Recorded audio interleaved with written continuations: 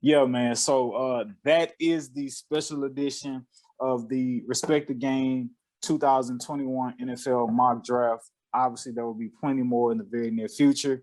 Again, you can bet your money on these picks. If you cash out on them, show us love. If you don't cash out on them, you lose money. You're a grown person. Nobody told you you have to cash out on them. But yeah, man. Is there anything else y'all want to add with these picks, Coach Johnson? Like with all of that, with all that just happened, and obviously your picks getting stolen. Well, not even stolen. You just not getting what you wanted. Like, what was your foresight on how you was going to try to continue to like build this team up for Trevor Lawrence?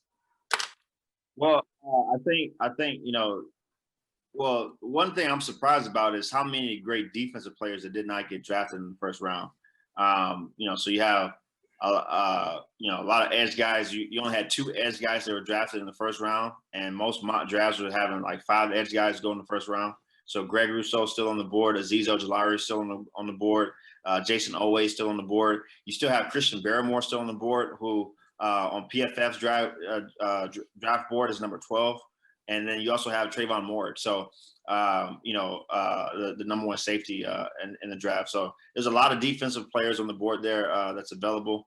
You also have Travis Etienne. Pair him up with Trevor Lawrence. You never know. So we'll see. We'll see what happens. In the second round there.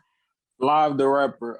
You only got to make 1 pick. We just did the first round, so you only got to do 1 pick for your Dallas Cowboys. But going into next week's draft, what would make you happy as a Dallas Cowboys fan? Like, what do you want to see the Cowboys actually do in the draft that would comfort you in thinking y'all gonna do something this year?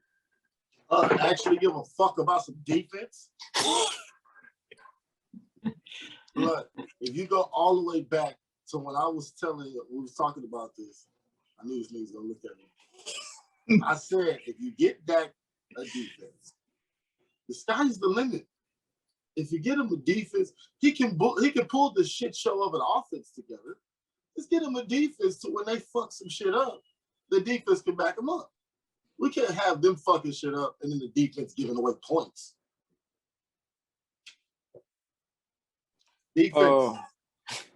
Defense.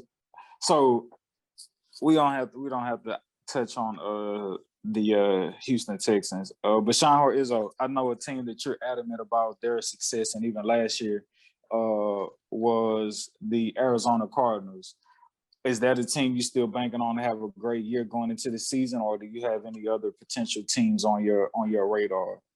Absolutely. I believe that the Arizona Cardinals will expound on a growing year yet again. And I just believe with the addition of A.J. Green, I mean, the guy holds the NFL record for the most consecutive 1,000-yard seasons to, start a career. You don't accidentally do that by just being average or even just slightly above average.